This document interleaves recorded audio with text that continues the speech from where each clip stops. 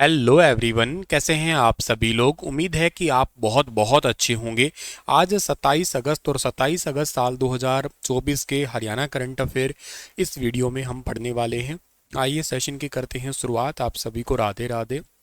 प्यारे बच्चों, last session में हमने एक आपसे सवाल किया था कि पैरा ओलंपिक में हरियाणा के कितने खिलाड़ी जाएंगे। तो टोटल 23 खिलाड़ी है वो हरियाणा की तरफ से जा रहे हैं, यानी कि ऑप्शन नंबर ए इसका ठीक था हमारा।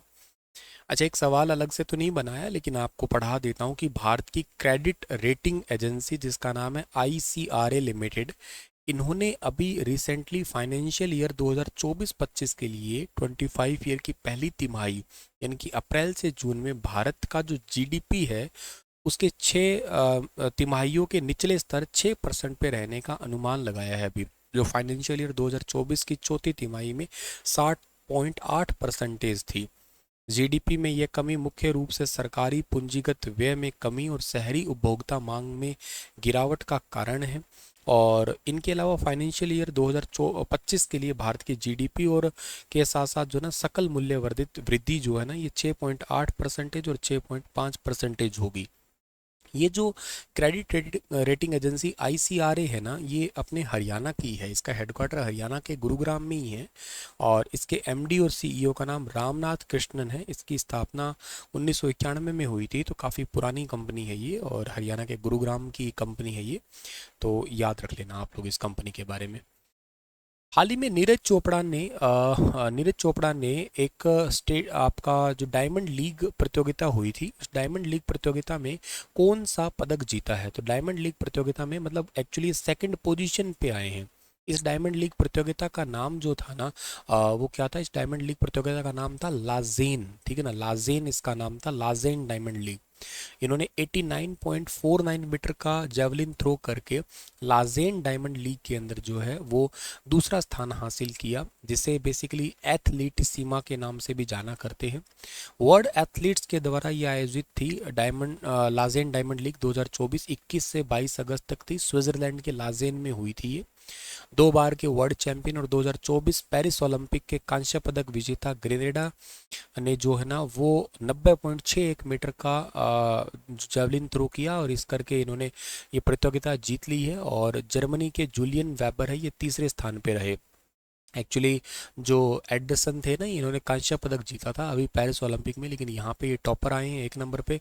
2 नंबर पे नीरज चोपड़ा थे और 3 नंबर पे इसमें आए हैं जूलियन वेबर, ठीक है। नीरज चोपड़ा का जेवलिन थ्रो 89.49 है। अभी रिसेंटली इन्होंने पेरिस ओलंपिक में भी नियर अबाउट इतना ही फेंका था।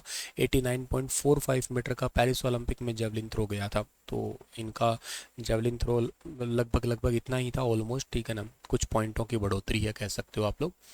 और इसके अलावा इससे पिछला जो ओलंपिक गया था नो, जिन जो हमारा टोक्यो ओलंपिक था उसमें गोल्ड मेडल जीता था 87.58 मीटर का जैवलिन थ्रो करके।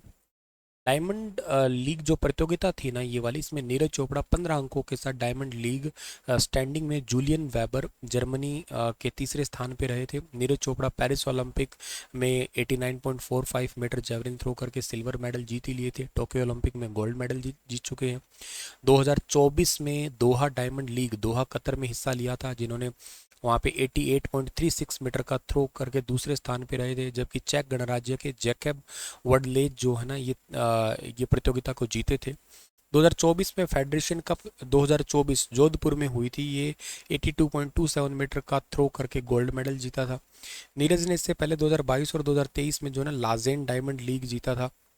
और 2023 में इन्होंने 2023 world athlete championship Budapest Hungary में गोल्ड मेडल जीता था अक्टूबर 2023 में। और 2022 हांगजो चीन एशियन गेम्स में दूसरा एशियन गेम्स का गोल्ड मेडल भी इन्होंने जीता था। हरियाणा के कहाँ के रहने वाले हैं ये? हरियाणा के पानीपत के रहने वाले हैं। पानीपत के खंडरा गांव के रहने वाले हैं ये। और इसके अलावा डायमंड लीग जो है ना, ये डायमंड लीग वर्ल्ड एथलीट्स है, जिसे पहले international association of athletes federation के नाम से जानते थे ये ट्रैक और फील्ड एथलीट प्रतियोगिताओं की सालाना होने वाली एक सीरीज़ है जो 2010 में स्टार्ट हुई थी।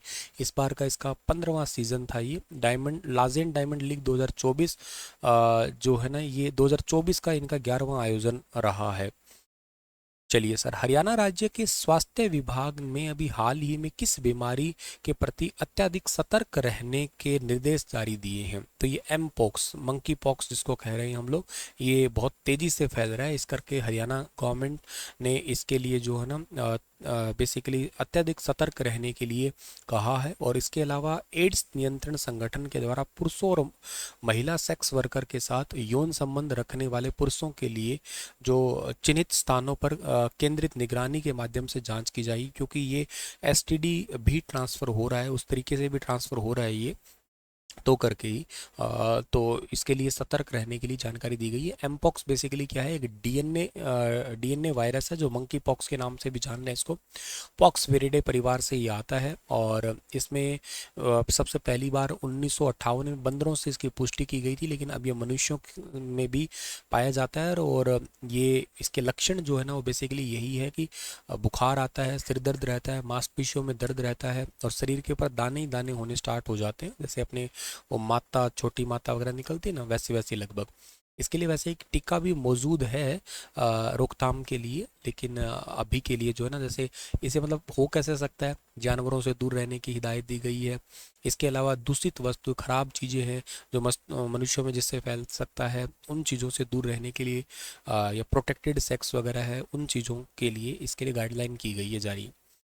और इसके अलावा जो है ना, इसमें एक डिपार्टमेंट है राष्ट्रीय एड्स नियंत्रण संगठन, जो नेशनल एड्स कंट्रोल ऑर्गेनाइजेशन है, इन्होंने इसके लिए जो है ना गाइडलाइन जारी की है अभी हाल ही में। केंद्र सरकार किस स्कीम के तहत अंबाला में एयरपोर्ट स्टार्ट करने की तैयारी कर रहा है? तो ये है उड़ान स्कीम, जिससे 1 घंटे की फ्लाइट 2,500 रुपये तक की होगी। उड़े देश का आम नागरिक, इसका स्लोगन है। फिर स्कीम का नाम तो उड़ान स्कीम है। ऑप्शन नंबर सी इसका ठीक है। चलो, इसी के साथ में ये सेशन तो समाप्त होता है। आपके लिए एक सवाल छोड़ के जा रहा हूँ मैं कि हरियाणा के अंदर टोटल कितनी हवाई पट्टी है और कितने डोमेस्टिक एयरपोर्ट है, मतलब एयरपोर्ट वाला जो उड़ान डिपार्टमेंट है ना, और वो मंत्रालय किसके पास में है, ये भी बता दीजिएगा आप लोग। ठीक है, thank you so much. Radhe Radhe.